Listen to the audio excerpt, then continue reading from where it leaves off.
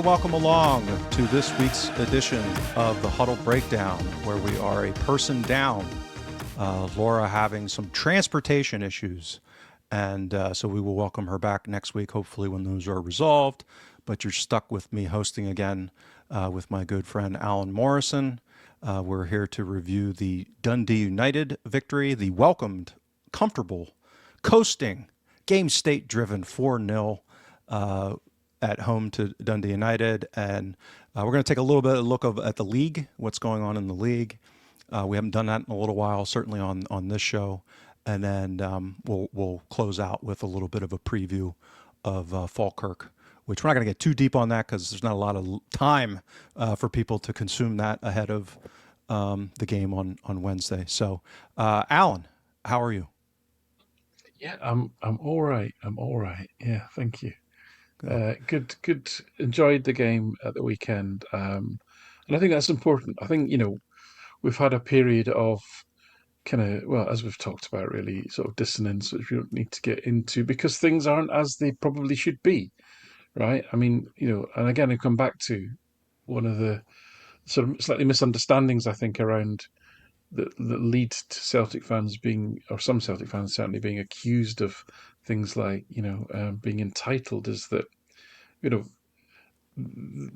to say the world is kind of as it should be after that game does sound entitled, and I completely, and I'm kind of tongue in cheek when I'm saying it, phrasing it in that way.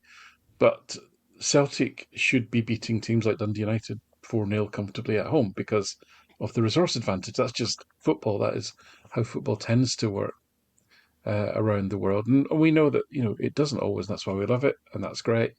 But the performances and the outcomes have been so variable of late.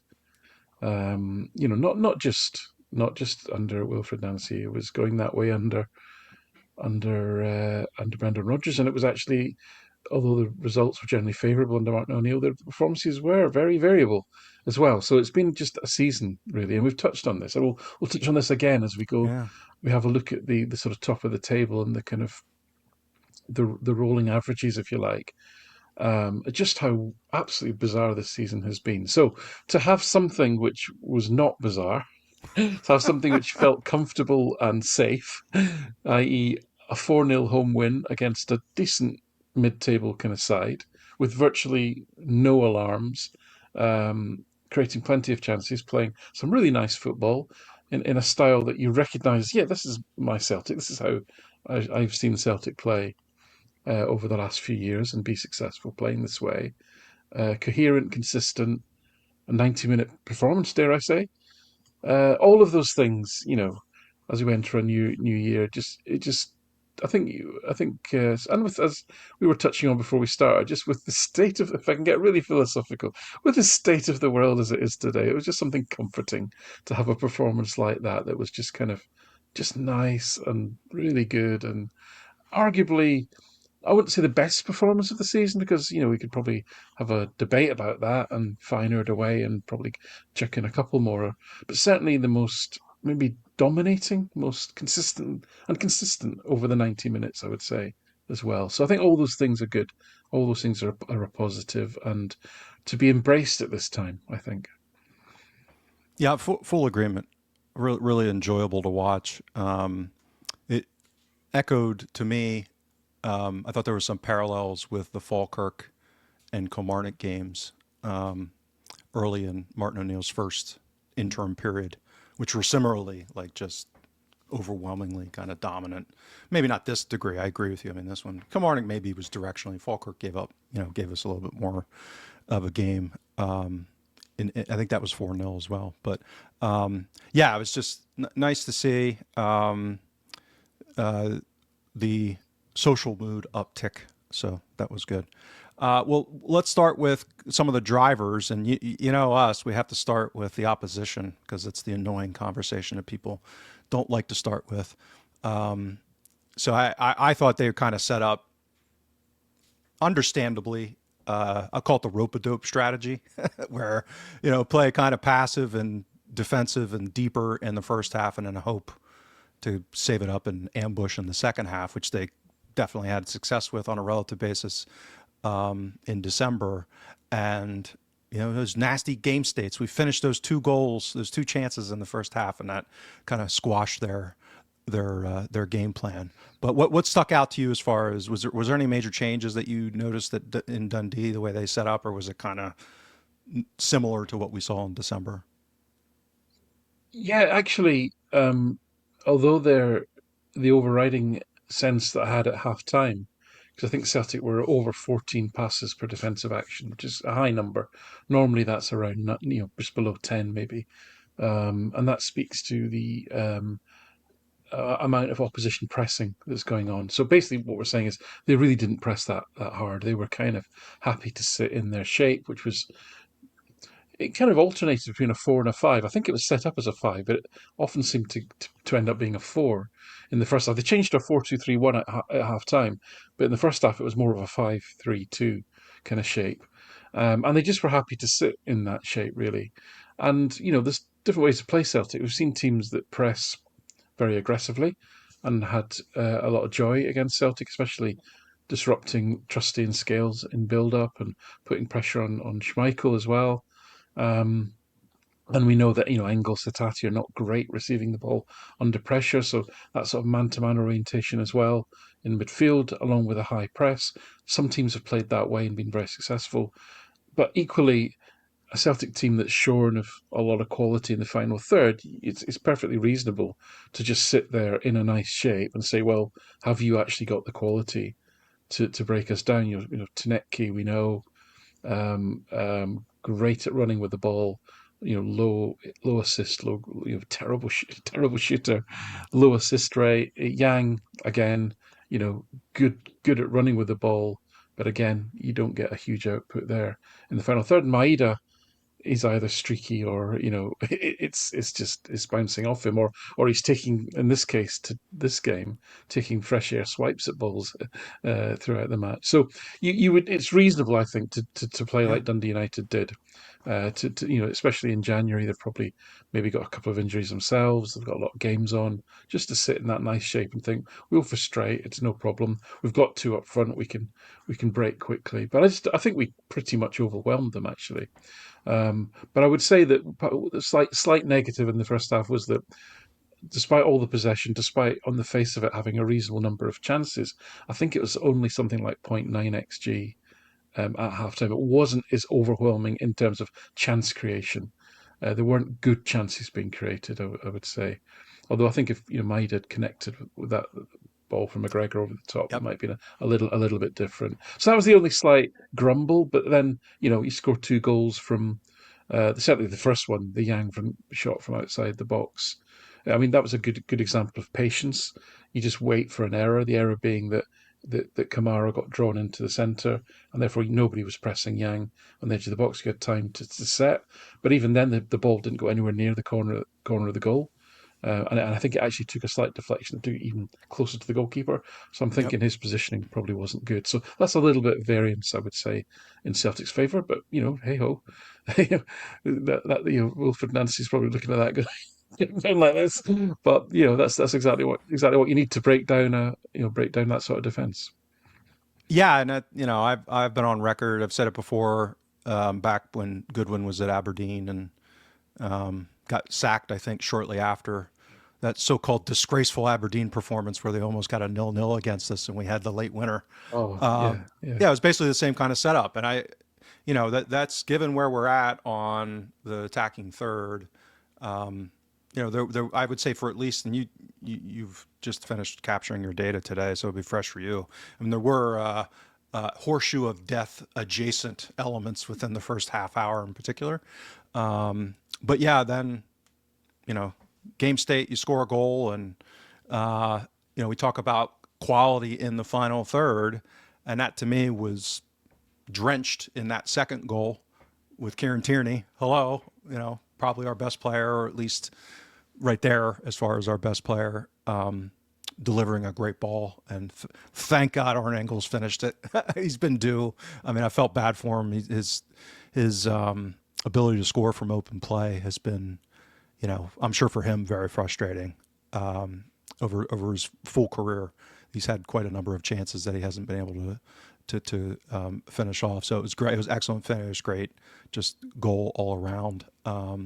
So yeah, let's get into, I shouldn't say back into, let's get into the elements on with Celtic that look like, a compare and contrast with what we just departed from, and kind of Back to the Future with, I don't know, to me it looked more Maloney-esque. If we're going to start to get lazy in our camps, that looked like we went back to, that's how I mentioned, like the Falkirk Kilmarnock games, which were very Brendan Rodgers like setups and play, and enabled by those teams to a degree. The passivity of Dundee United probably facilitating that in this game, or at least helping it.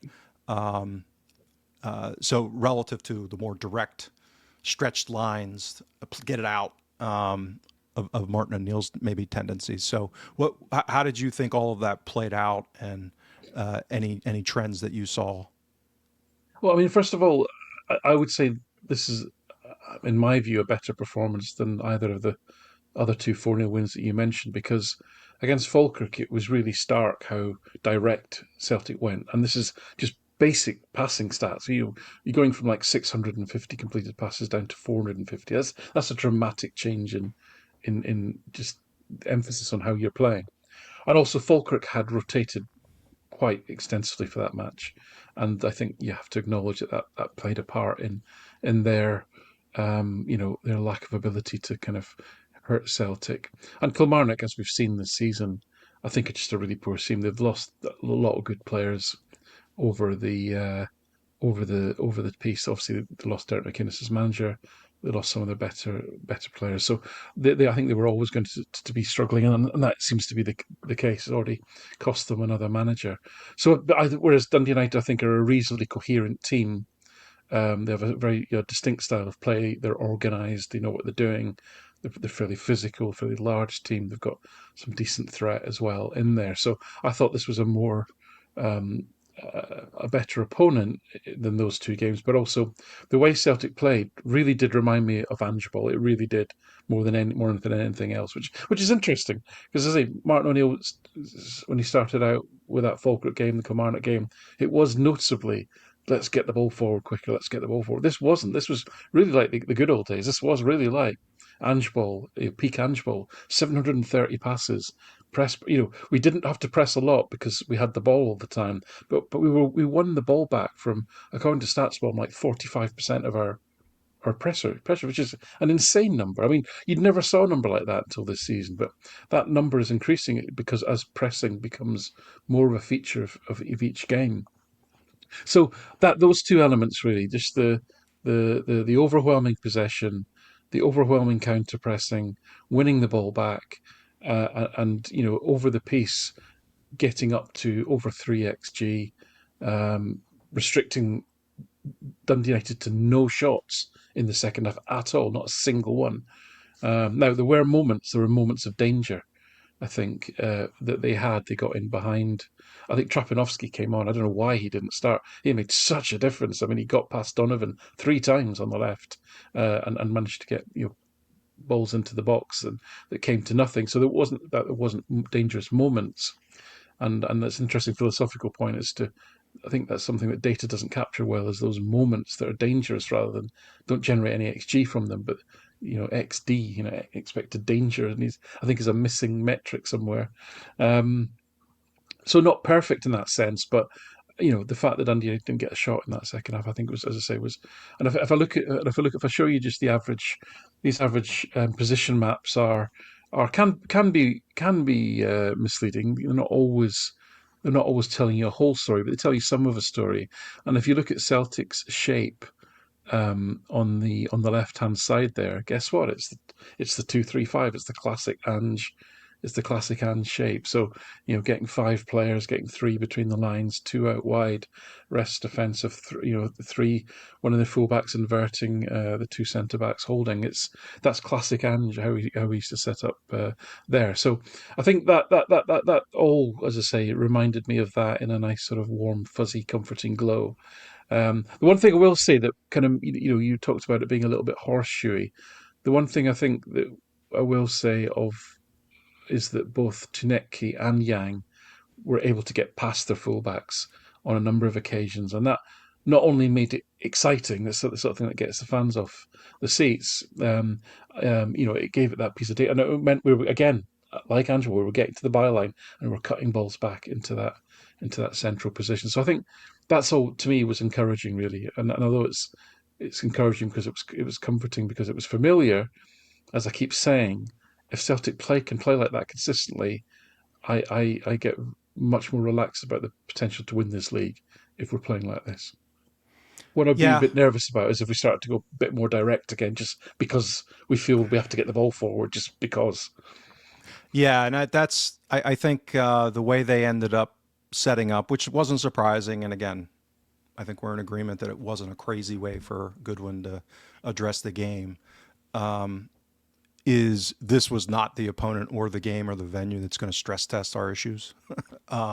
Maybe, yeah. So yeah, so I mean, again, just for people watching to put this in kind of a proportional sense of what I'm referencing. So when we face somebody like Hearts or even Motherwell that are more front-footed, I mean, Hearts are more. And again, I don't mean this in an insulting way. It's just that's the game model of the Bloom clubs generally, USGs like this. So I suspect that's why McInnes, with all of the things I like to laugh about and make fun of, was like categorized directionally. Is it's more of a kamikaze pressing, really pressing and counter pressing on a really high volume and high intensity basis. They'll be when they face somebody like Celtic at, let's say, at Celtic Park, they might have 240 type of pressures in a game.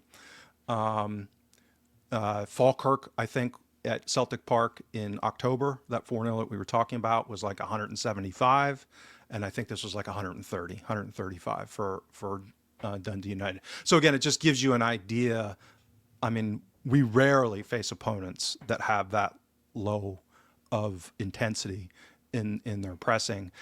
And, I would argue it's become understandably, this is something I think we've talked a lot about on our show is how much the league has changed this year, not only because of Hart's ascension and Hibbs still being on the relative ascent. I mean, it's been a little messier this year, but Motherwell, even St. Mirren, like the amount of pressing and counter pressing intensity has really ratcheted up, and it's broad. It's not just a couple of teams.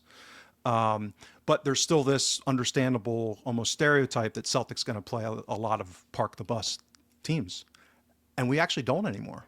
I mean, we get some of them, but the mix of the Falkirk coming in to the league, replacing let's say a Ross County would lean that way, that type of thing.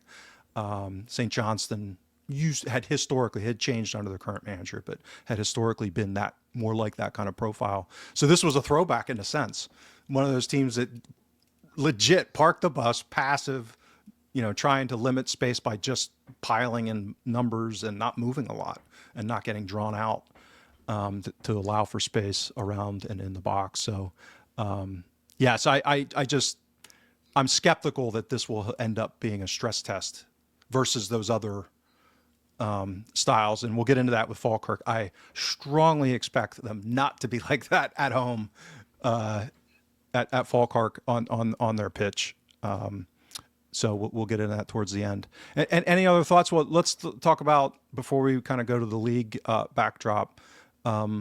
Winners, losers. We talked about this a little bit last week as far as in anticipation of the game.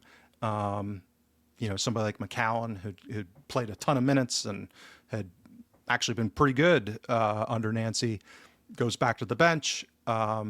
Scales comes back in, does some really great things. Some last-ditch defending, that kind of stuff.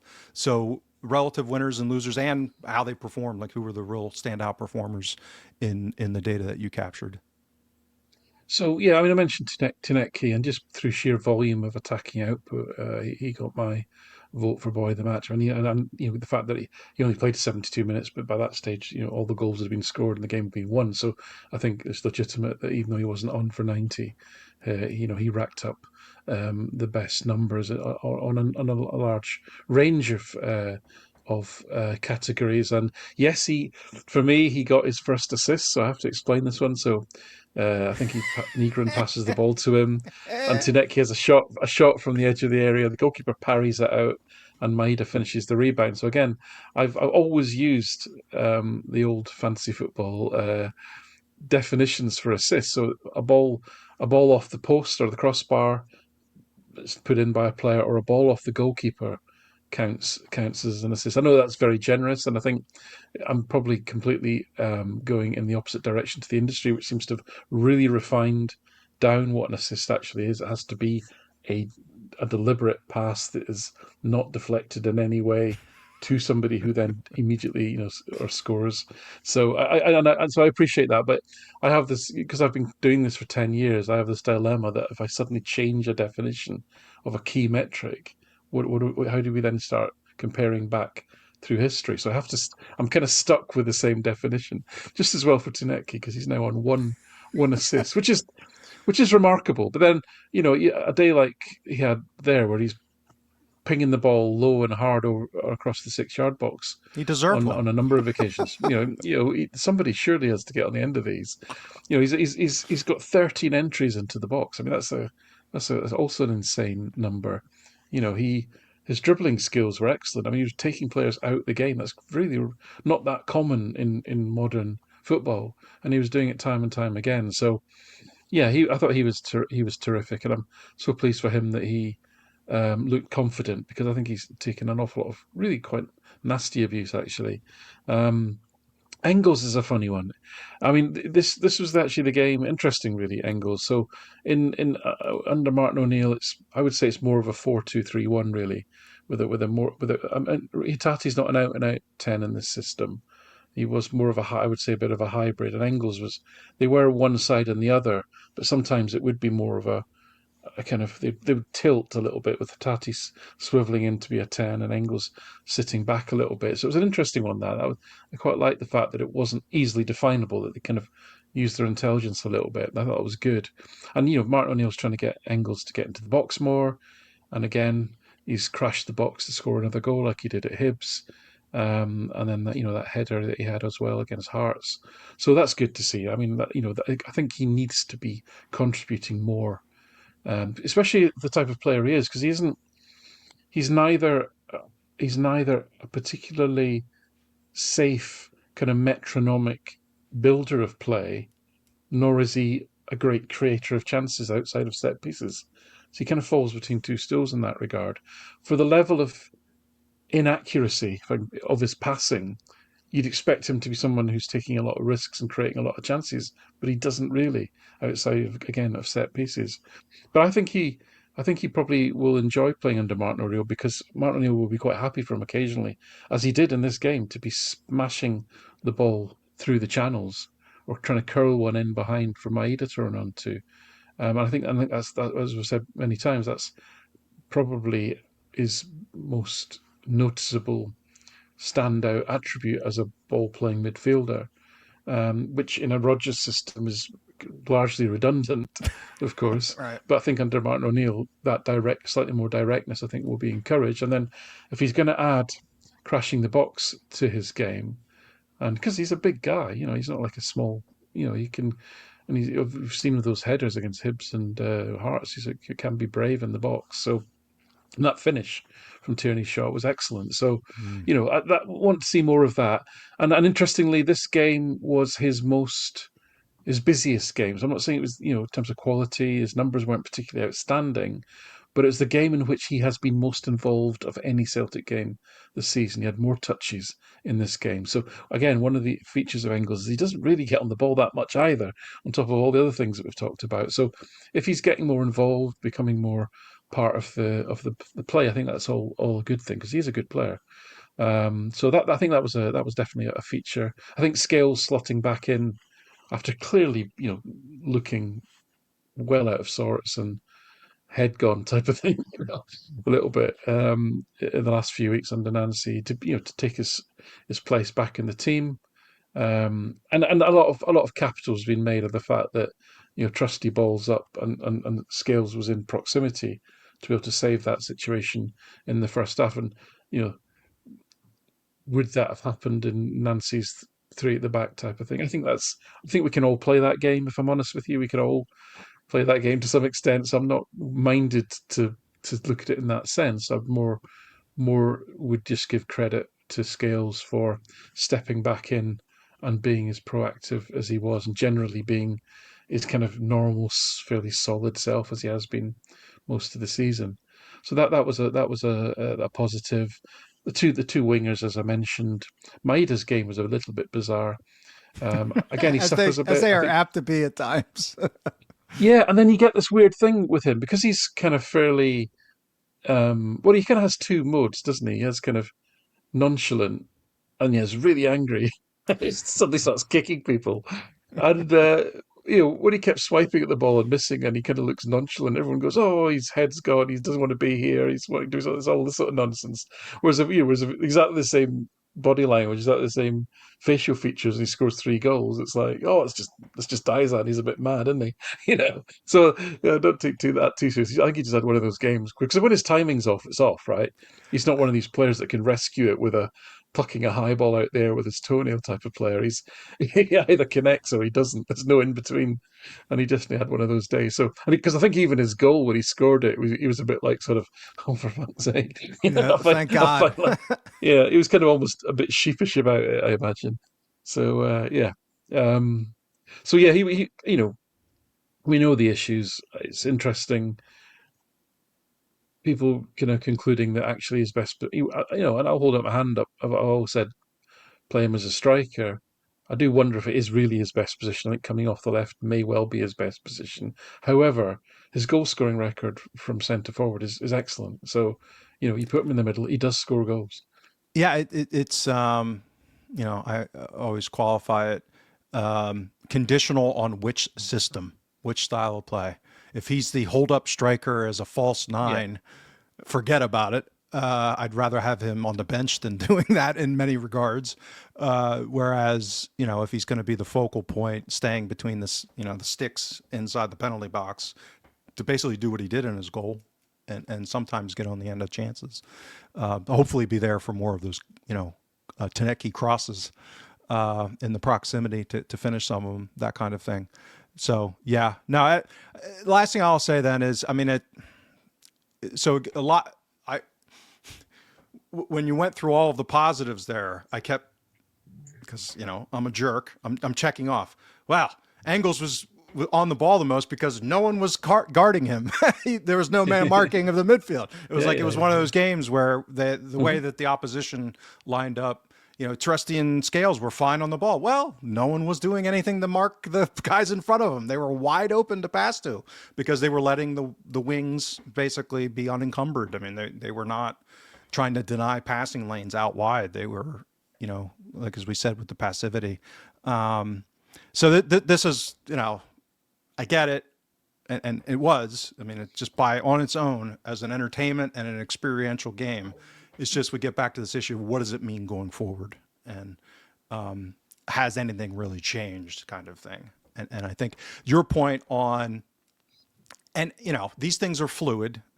So the idea that they just went through 5 weeks or whatever it was of amateur training sessions that were focused on certain things, particularly vertical passing on the ground, and they were working on them, whether it was good or not, and they were doing it more. I mean, we saw that in a series of games, particularly in first halves.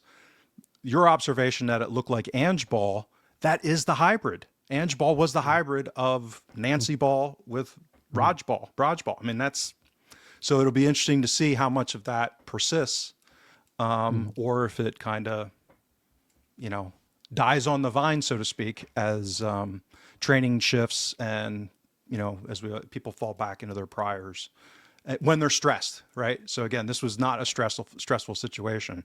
So we'll see about that as we look forward to Wednesday, because there will be some more stress, I suspect. It's almost hard to be comparatively less stressed than what they faced against Dundee United. Well, let's get to the league conversation, because it's, to your point, we hyped this season like I would argue no one else heading into it. We put our credibility and reputations on the line, saying that this Such was as going it to is. be, yeah, exactly.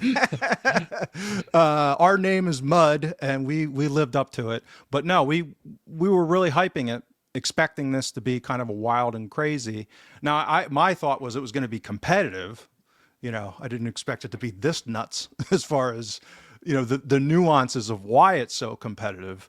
But three legit teams with a fourth nipping at the heels in Motherwell, and I don't mean that disrespectfully. I mean, they've been amazing, particularly at home, and we'll get into that when we talk about Falkirk.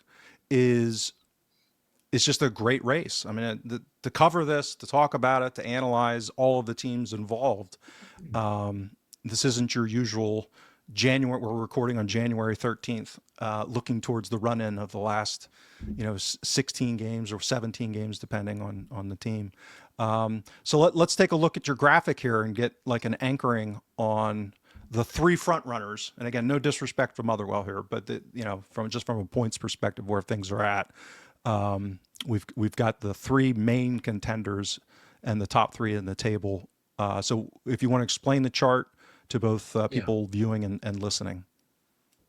Yeah, so this is a rolling six-match expected goal difference, and which is a very. I appreciate it's a mouthful, but essentially it's aggregating expected goals for, expected goals against up over six games, and then you know mapping the average of those six games on an ongoing basis. So every next game, the first one drops off, and you include the next one, and so on and so on and so on, and it's for the top three teams currently.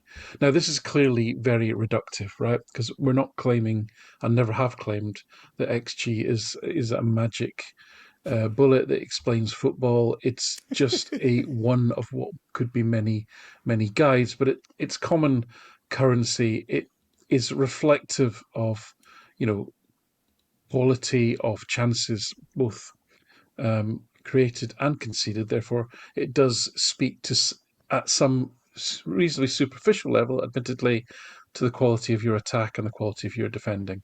So it's a simplification, of course it is, but I think why it's worth persisting with this view is the trend this season has been the volatility between the actual underlying performance numbers as expressed by those two XG values and the actual outcomes. So the correlation between the expected goals difference and the actual results of football matches has been, I would say, abnormally low or lagging behind. Reality is lagging behind or performance, or the other way around. Actually, I should say.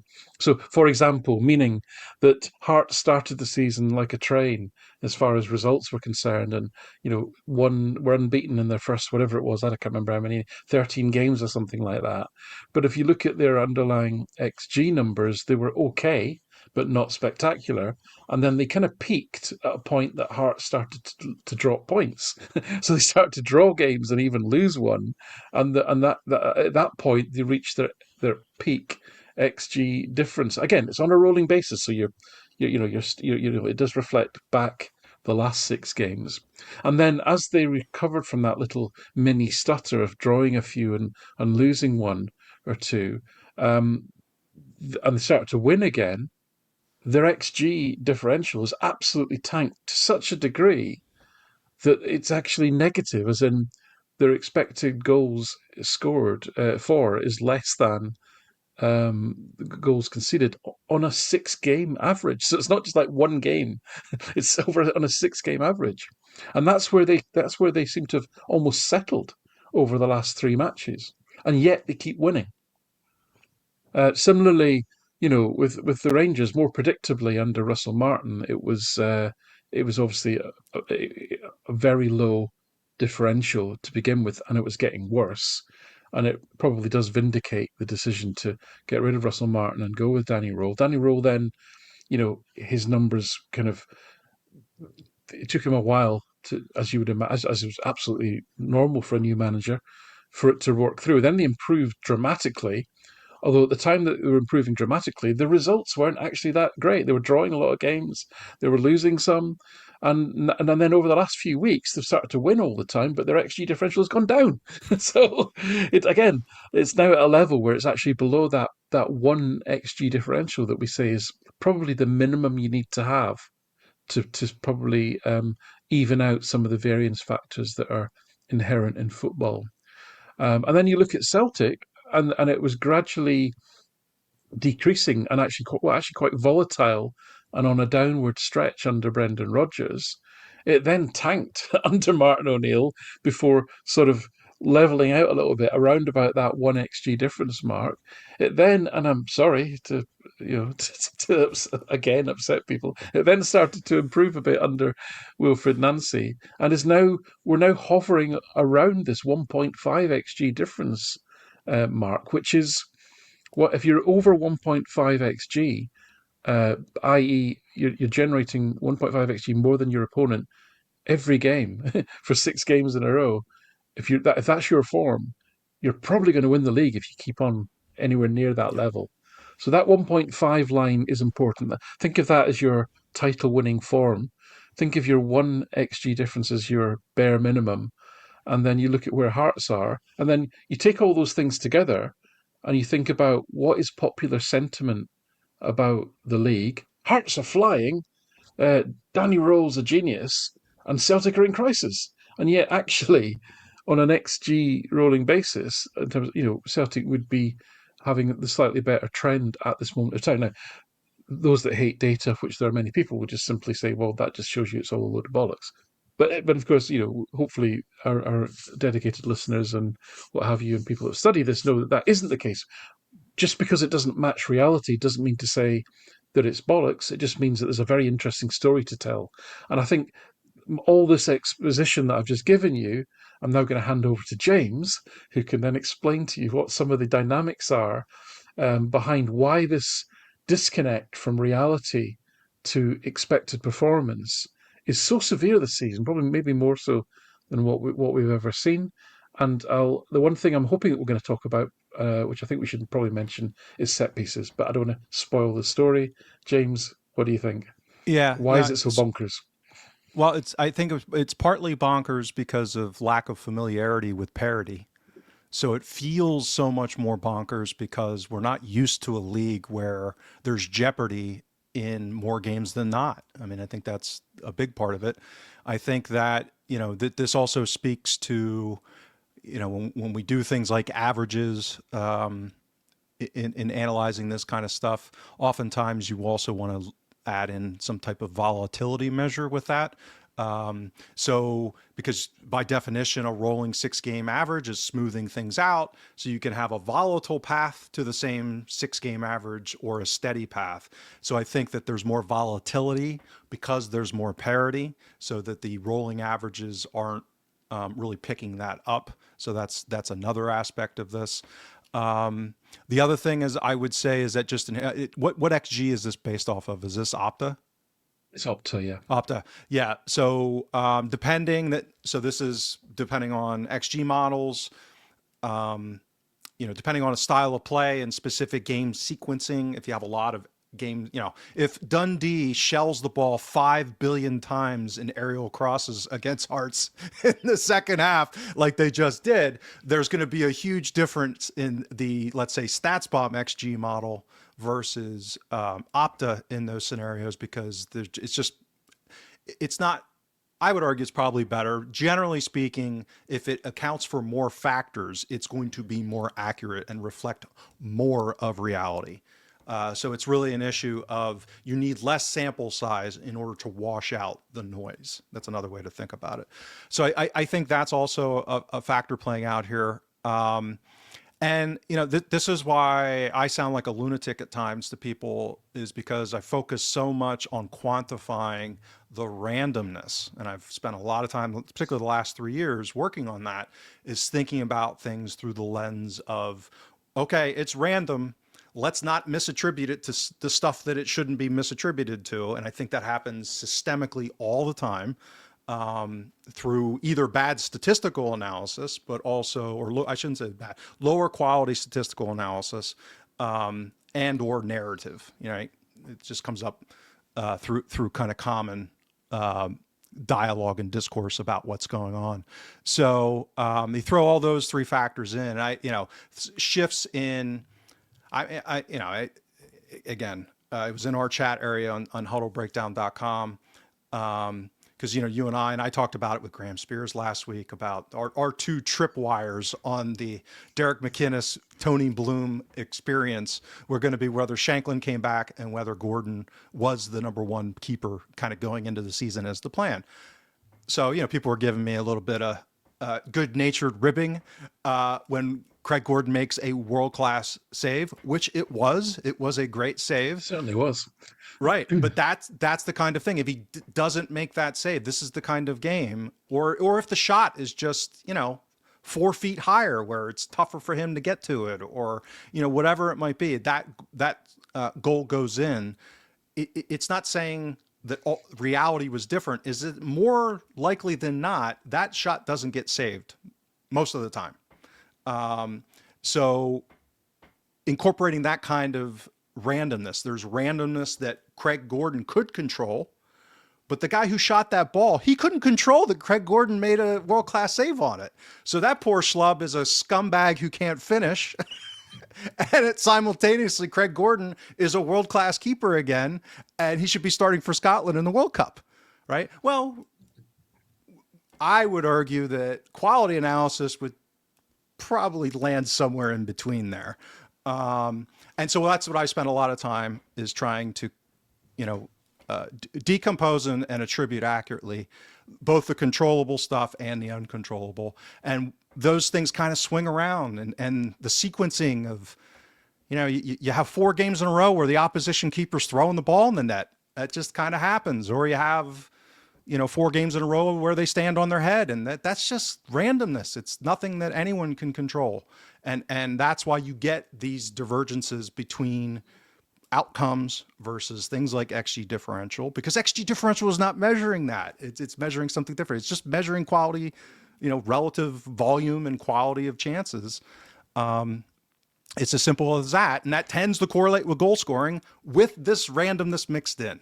And this is why, so when you get more parity, more volatility, that means more randomness, and that means more for me to do. And it also means more times I'm going to sound like a lunatic because I don't think anyone else is talking about it in this kind of, well, I shouldn't say anyone, but I haven't come across anyone that's talking about it through this kind of heuristic.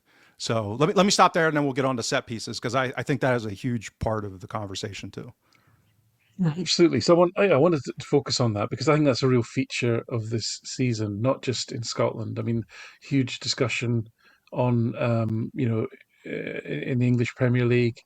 We're in we're at the tail end. We're on the last knockings of a post Pep world of football approach to playing football.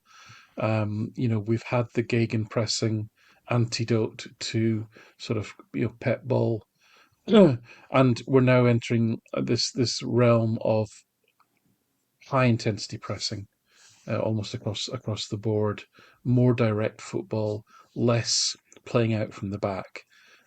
In general trends that we're seeing, and what we're seeing in England with teams like Brentford for a number of years now, and now at the top of the league with Arsenal, is this focus on set pieces.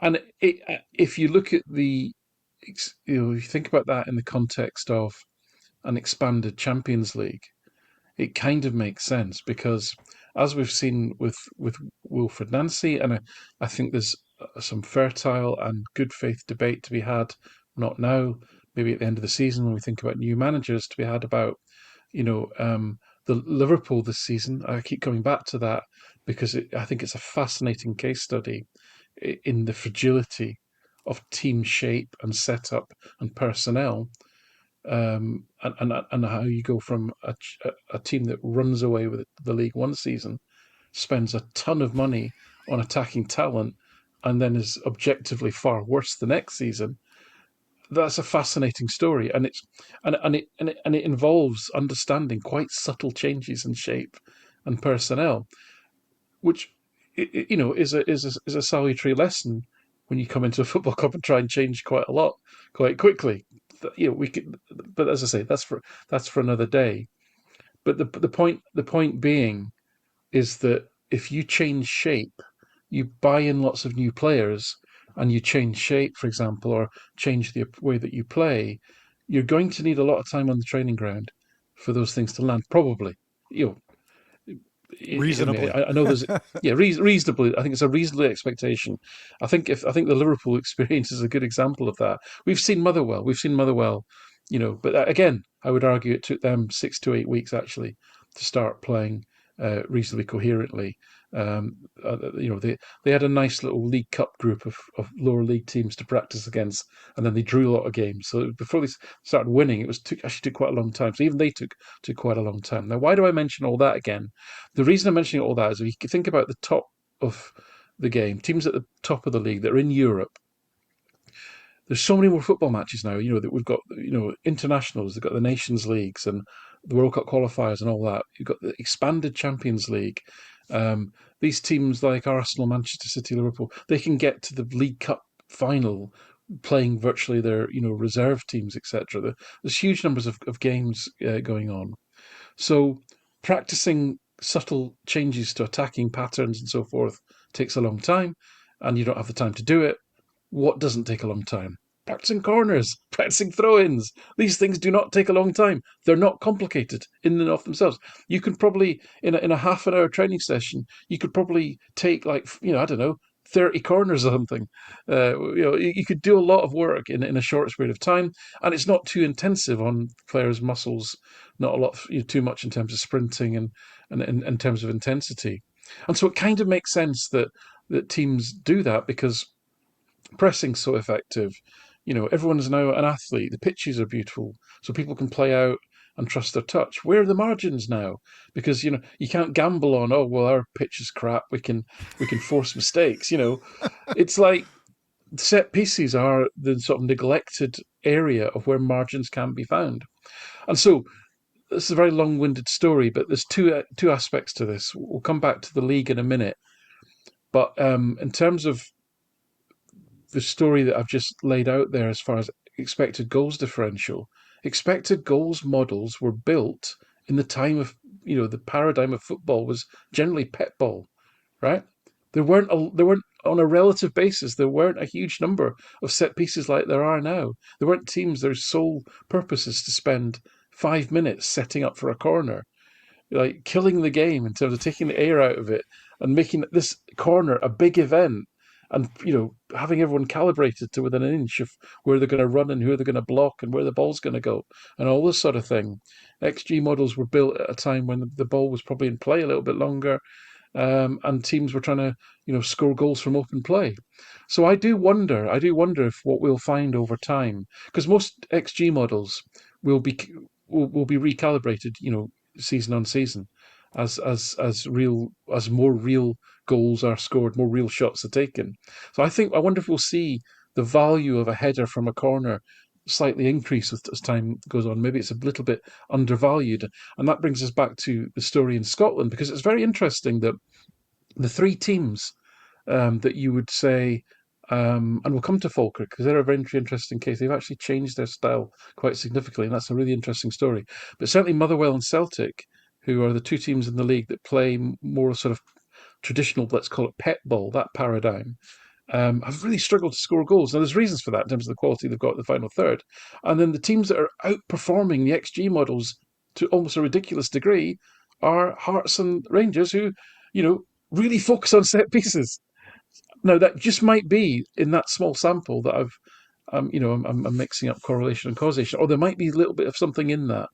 Yep. And maybe actually we're undervaluing their contribution. Because if you look at the numbers, I'll just quote you this, and then James, I'll hand back to you. If you look at the numbers of the XG generated from set pieces, it's quite remarkable. So Celtic's XG at the moment for the season is 45.21. 38 over 38 of that is from open play. If you look at Hearts, 39 XG, but only 19 XG has been generated from open play. If you look at the Rangers, 43 XG generated across the league season, but only 24 has been generated from open play. And I suppose so. My question to you, James, is: does that matter? Are we missing something? Are we undervaluing set pieces? Is it? What does it mean for predicting the future to some extent when teams are producing so little from open play? Do we care about that anymore? Oh, we absolutely care about it. I think that this is where, again, we'll get into this conversation after the season. I'm not I don't treat philosophy relative to sport in a religious way. So I'm not in the positional paradigm. I'm not in the relational, paradigm. I think it's selective and reasonable to have hybrids depending on your opposition. And Yeah. so uh, the idol that I pray to is one of be smarter than the opposition. And I've talked about this for a long time now. And we had Ted Knutson on, founder of StatsBomb, who was literally the guy that created Brentford's set piece regime and then took it to Midtjylland. So he has a little bit of cachet to talk about in this environment. We had Thomas Gronemark on earlier last year, the set piece guru who just got hired by Arsenal to come back. I don't know if he's been in an Arsenal, but to go into Arsenal and help them with their set pieces, and particularly their throws and long throws. So there's been low-hanging fruit. Ted Knutson talked about this. He thinks, and Thomas talked about 10 to 15 goals a season just from being better at throw-ins. I mean, just don't whip it back to the center back. Have a strategy and coach players not only how to do longer, faster throws, but when to play them, who to play them to, identifying 1v1s, that kind of situation. Have actual like patterns running, set plays where guys are running in certain directions to create space for one another. Really, to have it's not just headless chicken, to actually have it rehearsed to a degree. And Ted Knutson talked about 15 to 20 goals from things like corners and direct free kicks. So you add those two together, that's a massive amount of low hanging fruit that if you just coach it, practice it, and come up with good strategy, if teams aren't doing that, then and recruit guys that have utility, like Fernandez does at Rangers. I mean, and even Raskin, for a guy who's not that big, he's good in the air. So again, this goes back to I'm not an XG maxi. I'm not, the same cross to Fernandez is not the same as the same cross to Daisen Maeda off a corner. It just isn't. I'm sorry. I know that the XG model, a lot of them are going to say it, but I'm sorry, that's just not the case. So you're right. The XG models will get better. They'll start tracking the ball, how the curve of the ball, the spin of the ball, the velocity of the ball, the height of the ball, all of those things will get into a next generation. Again, this is all easily predictable if you paid attention to what other sports have gone through in the last 20 years. The question is when does it get to Scotland if it does, because you need balls with tracking devices in it, and you need the data set up and the cameras and everything to quantify all this stuff and to measure it. But if it's not, it might even be happening in the Premier League now. I don't even know. So all of that will generate more accurate models that will better reflect reality. And this is why I go back to individual events will get closer to the numbers matching what kind of makes sense intuitively. When there's these weird outliers where, that XG was way too low. Well, sometimes it is because it's not measuring all of the factors. Hello. We kind of know that. So I think it isn't capturing everything. I think StatsBomb, this is again where StatsBomb is the best of the available public models because it accounts for more.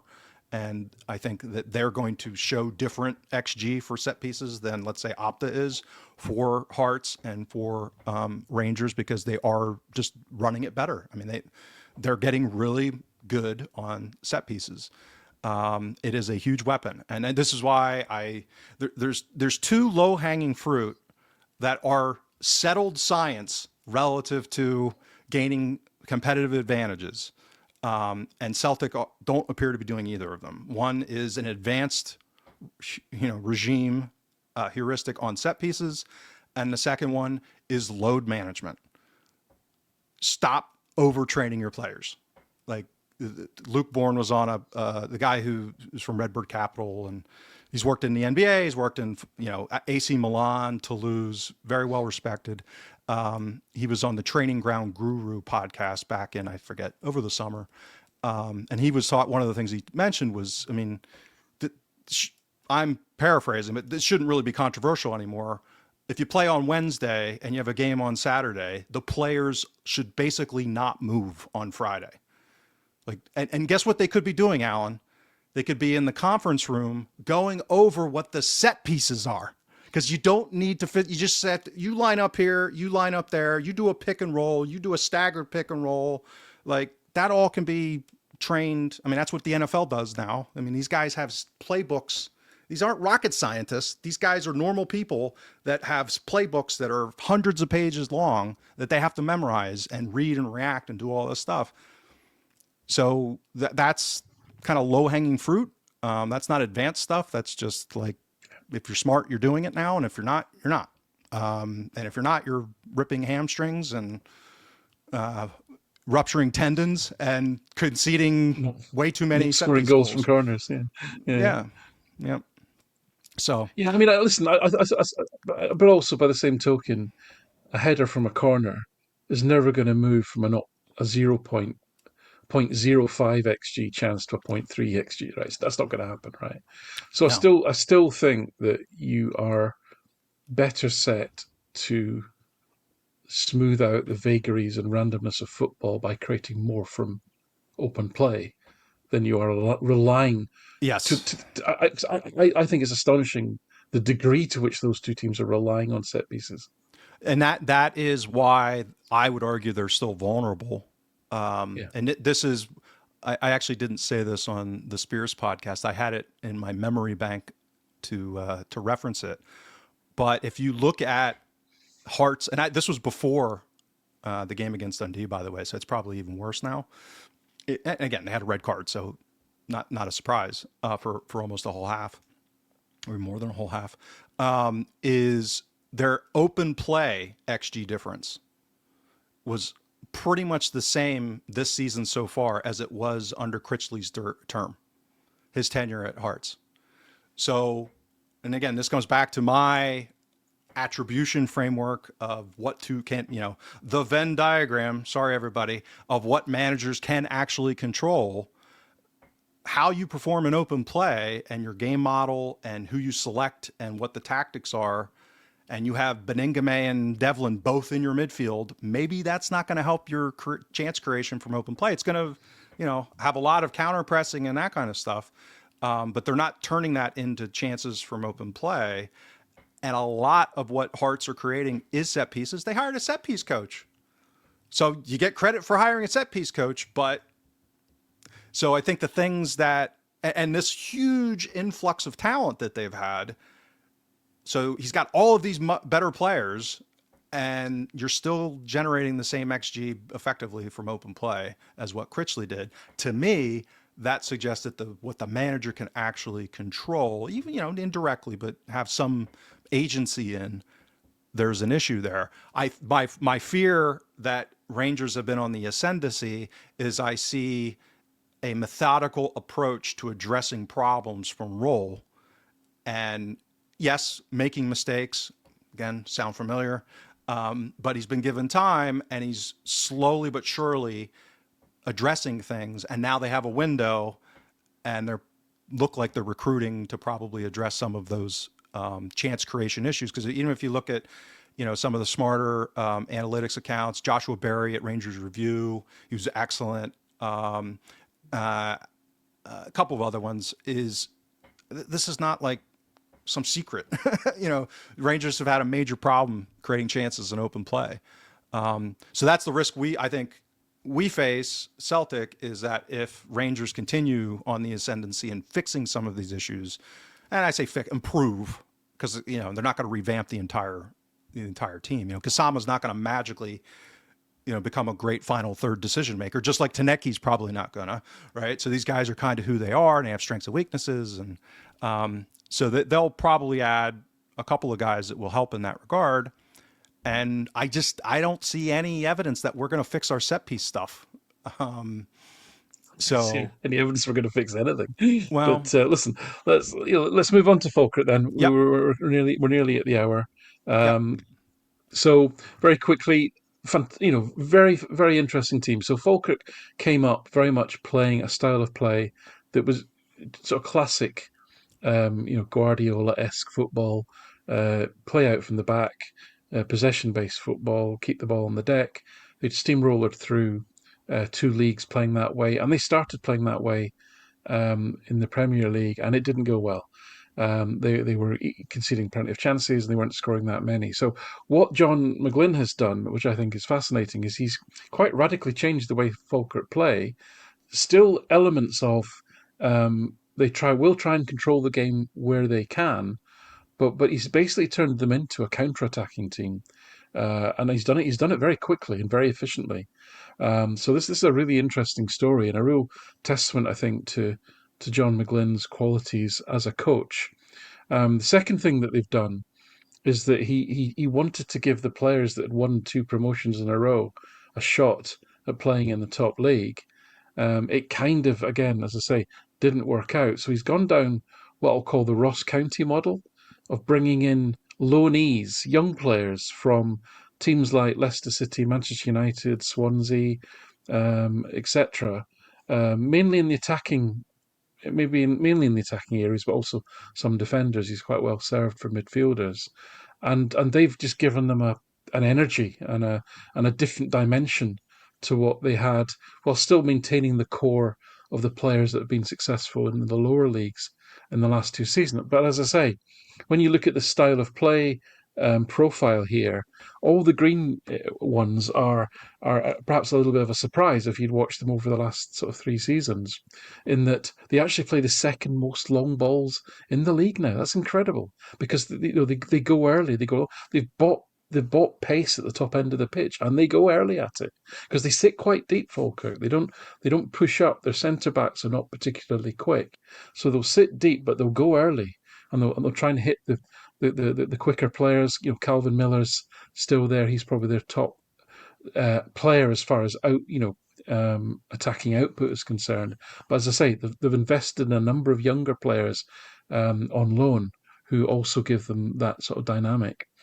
And then the second aspect, which is something that they've honed, is they're one of the most effective pressing teams in the league. In fact, they lead the league in regains from pressures, which is again quite a stylistic change to how they had played the last three seasons, where they were dominating every game, dominating possession, didn't need to have that volume of pressing and counter pressing.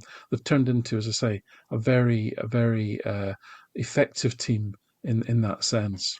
So credit, I think, to McGlynn for working this out with what is still one of the lowest budgets of any club in the league. If we look at their defensive prowess, now they're not conceding a lot of goals recently. They're not scoring a lot of goals. They're not conceding a lot either.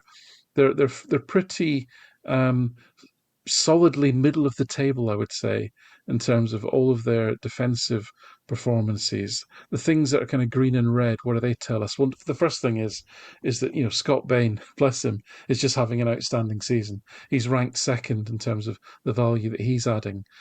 Just having a great season, and he kind of needs to be because they're actually 10th for number of saves that he has to make, and also they give up a lot of shots inside their own box. I think they're 11th for allowing shots inside the box. And actually, they're ninth for the quality of shots that they give up. So they're having struggles in stopping the opposition getting into good areas.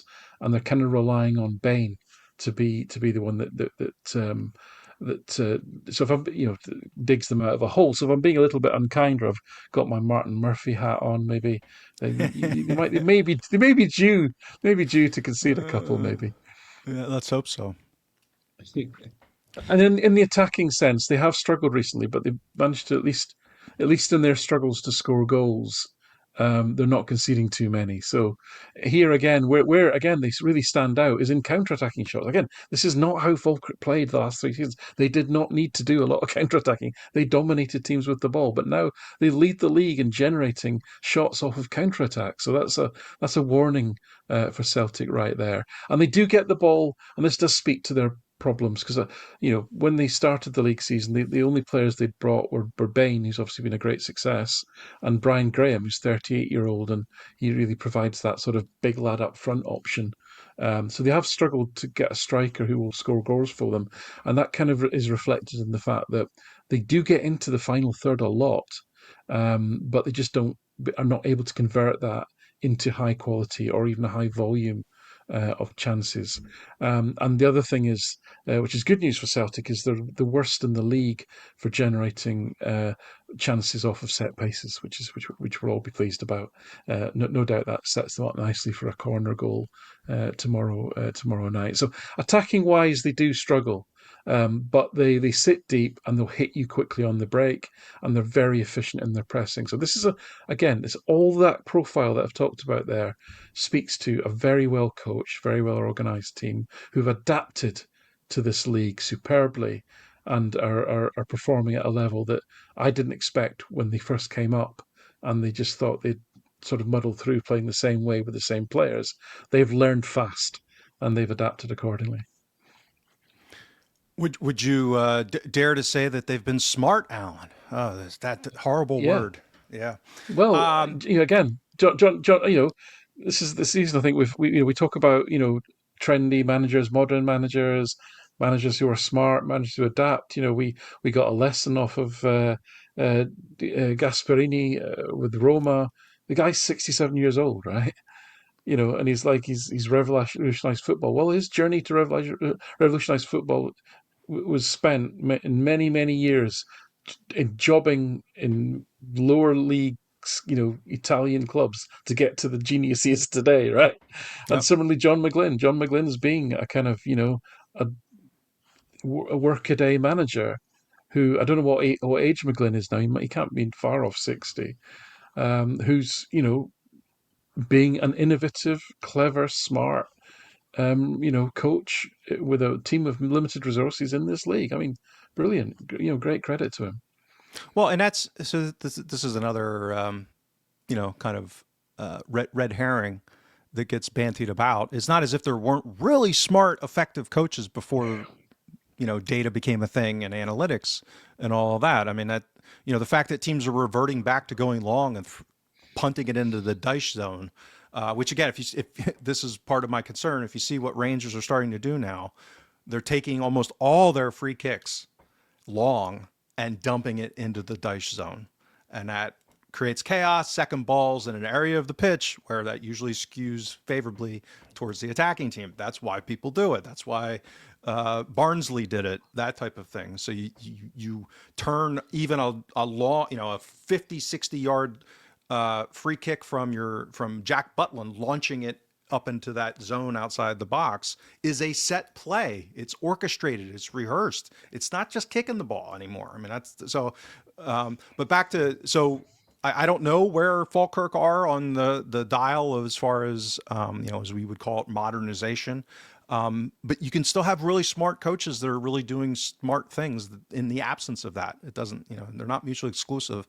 Last thing I'll kind of just supplement with what you put is they look like they're the opposite of everything we just said about Dundee United in the game on the weekend at Falkirk in particular. So I looked at home, they lead the league in home games as far as the number of possessions.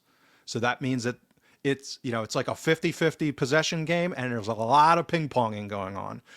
So there's going to be a lot of transitions. There's going to be a lot of pressures. This is going to be the opposite of, Trusty and Scales having millions of seconds on the ball in order to easily distribute the ball out to somebody wide open on the wing. It's going to be a lot more of stress testing. And I suspect we might see a little more long ball from Celtic, stretched lines, and more chaos. And that's where we descended to a bit later in O'Neill's first interim. So I think this is a really good early stress test in the second tenure, because I think they're fifth in the league right now in non-penalty XG at home. So again, they are a team that, and I think their improvement at home on a relative basis is a greater percentage than any team. So they really get a benefit from playing. Now, how much of that's the pitch, how much of it's a synthesis of the pitch with the way that McGlynn's has them set up, that would also be smart. If you're a team that is just promoted and your first priority is to stay up. If you're a team like Falkirk, that's the first KPI is let's stay up. Getting as many points as possible when you're at home is a huge part of that. Again, that makes sense and would be smart. So I'm very much looking forward to the game. I think it'll, as well as Scott Bain having been a good keeper this season. I think it presents us with a good challenge. So hopefully we're up for it, and hopefully all of our hamstrings are fit and ready to fire as we head into a game 4 days after Saturday. Any other last thoughts, or we're at an hour and 10 minutes now? I mean, people have got to be sick of this even worse than usual. We haven't got our gaffer to kind of keep us in check. That's what it is. So we probably should wrap up. The kids left to play. Yeah, that's right. Yeah. Well, as always, everyone, thanks for joining us. For our subscribers, we'll be back. Our paying subscribers will be back later in the week with the Extra Time Show with Martin to go over the Falkirk game and look ahead to the weekend. Thanks again. And subscribe, like, comment, all the usual stuff. And we'll be back to see you again next week.